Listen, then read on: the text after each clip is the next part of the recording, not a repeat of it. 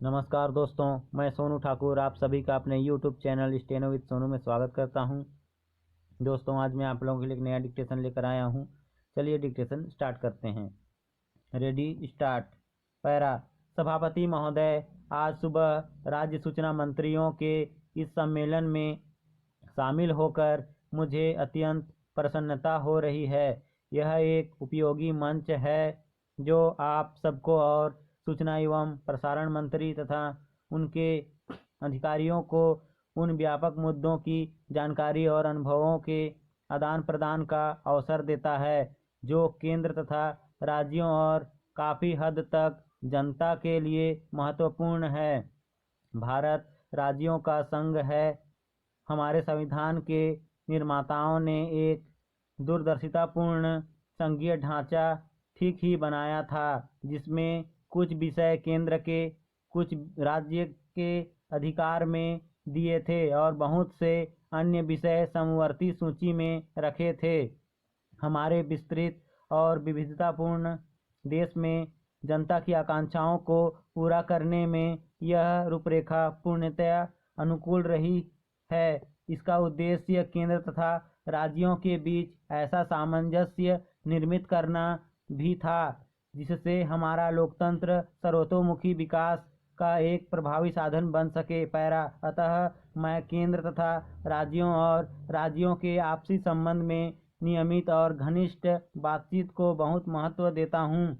इस प्रकार की बातचीत सूचना और संचार के क्षेत्र में और भी महत्वपूर्ण है। सूचना शक्ति है, यह केवल शब्द आडंबर मात्र नहीं है और यह भी उतना ही सच है जितना कि सूचना का अभाव एक गंभीर जिम्मेदारी हो सकती है। हम अपनी जनता को सही सूचना, उपयोगी सूचना दें और फिर हमें दिखाई देगा कि हमारी नीतियों तथा कार्यक्रमों को लागू करने में वे हमारे कितने बड़े सहायक बन जाएंगे। लेकिन जिस सूचना की उन्हें आवश्यकता है उसे उन्हें वंचित रखें या उन्हें विकृत या गलत सूचना के स्रोतों पर निर्भर कर दें तो हम देखेंगे कि हमारी सर्वोत्तम योजनाएं किस तरह से असफलता के दलदल में फंसी रह जाएंगी। सूचना हमारी जनता का मूलभूत लोकतांत्रिक अधिकार है। यह अधिकार उन्हें देना सरकार का मूलभूत कर्तव्य है। पैरा।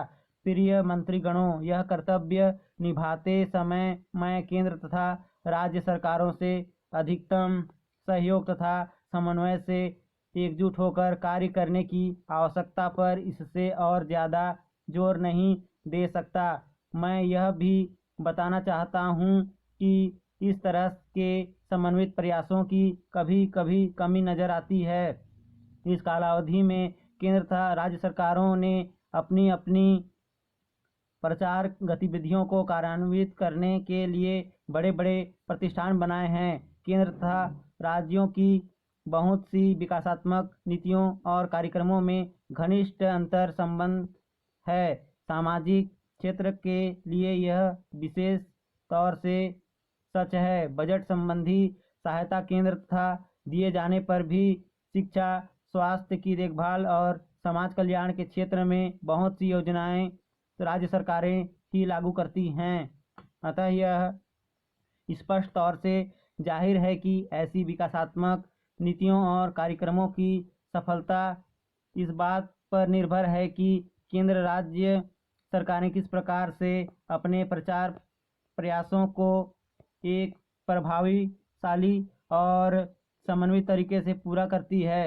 मैं यह समझता हूँ कि केंद्र के साथ ही राज्यों के स्तर पर भी समन्वय और प्रचार की क्षमता में सुधार की भारी गुंजाइश है। केंद्र के संगठनों को विभिन्न राज्यों की सफलताओं और उपलब्धियों को प्रकाश में लाने के लिए और अधिक कार्य करना चाहिए क्योंकि किसी भी राज्य सरकार के पास अन्य राज्यों में ऐसा करने के लिए कोई साधन नहीं है। इसी प्रकार से राज्यों की प्रचार इकाइयों को भी चाहिए कि वे केंद्र द्वारा उठाए गए विकासात्मक कदमों का समुचित रूप से प्रचार करें। पैरा। महोदय, उदाहरण के तौर पर जैसा कि आप जानते हैं कि हमने हाल ही में सामाजिक तथा ग्रामीण विकास के क्षेत्रों में राष्ट्रीय ग्रामीण सड़क कार्यक्रम तथा अन्य योजना जैसे कुछ प्रमुख कार्यक्रम आरंभ किए हैं। अन्नपूर्णा अन्न योजना के नाम से पहले से ही एक योजना चल रही है, स्टॉप। दोस्तों, यदि आप लोगों को मेरी डिक्टेशन अच्छी लगी तो मेरे चैनल को सब्सक्राइब करें, लाइक करें, अपने दोस्तों के साथ ज़्यादा से ज़्यादा शेयर करें। और दोस्तों, बीच में एक दो शब्द कहीं मिस्टेक हो गया होगा तो उसके लिए क्षमा चाहता हूँ। जय हिंद।